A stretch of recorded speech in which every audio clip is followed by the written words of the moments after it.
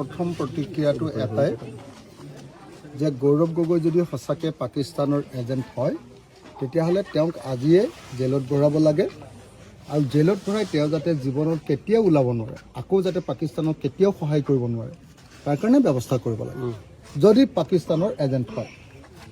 কিন্তু যদি পাকিস্তানৰ এজেণ্ট নহয় আৰু আমাৰ হিমন্ত বিশ্ব শৰ্মাই তৈয়াৰ কৰা এজন নাটকৰহে এজেণ্ট, তেতিয়াহ'লে বেহেৰবাৰী আউটপোষ্ট চোৱাৰ নিচিনাকৈ আমি মাজে মাজে এনেকুৱা ধৰণৰ প্ৰেছ মিটবিলাকে চাই থাকিম আৰু হয়নে নহয় আপোনালোকে কওক। যদি সঁচাকৈ পাকিস্তানৰ এজেণ্ট হয় তেতিয়াহ'লে মই জানো যে আজিৰ পৰা কেতিয়াও গৌৰৱ গগৈ আৰু বাহিৰত থাকিব নোৱাৰে। কিন্তু কোনো গ্ৰেপ্তাৰৰ প্ৰসংগ অহা নাই এতিয়ালৈকে, গ্ৰেপ্তাৰৰ কোনো কথা মোক এটা কথা কওকচোন, মই যদি ৰাষ্ট্ৰদ্ৰোহী হওঁ, মই যদি পাকিস্তানী এজেণ্ট হওঁ, তেতিয়াহ'লে মোক বাহিৰত ৰাখিব নেকি কোনোবাই? কোনোবাই বাহিৰত ৰাখিব নেকি? মইতো প্ৰত্যেক দিনাই নহ'লে ৰিপৰ্ট দি থাকিম পাকিস্তানক, আমাৰ ভিতৰৰ দেশৰ খবৰবিলাক দি থাকিম। একদিনৰ কাৰণে কোনোবাই ৰাখিব নেকি? কোনোবাই আপোনাৰ পাকিস্তানী এজেণ্টক বিৰোধী দলপতি হিচাপে লোকসভাত ভাষণ দিবলৈ দিব নেকি? আপোনালোকে নিজেই কওক।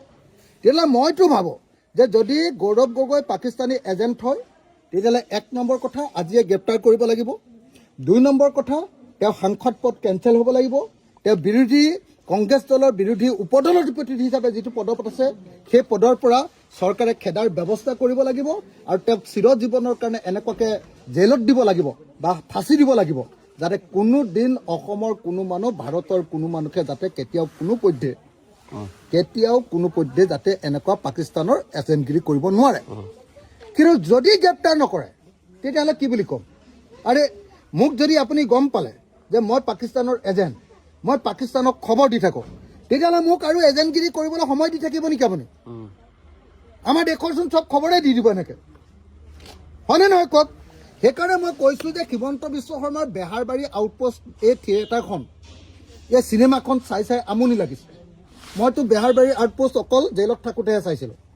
জেলত ওলোৱাৰ পাছত মন নাযায়, একেকেইটা কথাকে দি থাকে, একেকেইটা কাহিনীয়ে দি থাকে। একেখন চিৰিয়েল কিমান চাই থাকিম আৰু মানুহকেইটাই নতুন বুদ্ধিদীপ্ত কথাও ক'ব পৰা নাই। একেকেইটা কথাই। এতিয়া হিমন্ত বিশ্ব শৰ্মাকো দেখিলোঁ যোৱা 2 বছৰ ধৰি বোলে পাকিস্তানৰ আমুক কৰিছিলে, গৌৰৱ গগৈ তামুক কৰিছিলে, ভুচুক কৰিছিলে, টুচুক কৰিছিলে, সেইবিলাক কথাকে আকৌ এবাৰ কৈছে। আকৌ সেইবিলাক কথা ক'বৰ কাৰণে দিল্লীৰ পৰা 30জন সাংবাদিকক এৰোপ্লেনত লৈ আহিছে, 5 ষ্টাৰ হোটেলত খুৱাইছে, বোৱাইছে, পিন্ধাইছে আৰু পইচাও দিছে যদি সেইটোও নাজানো, কি দিছে সেইটোও নাজানো।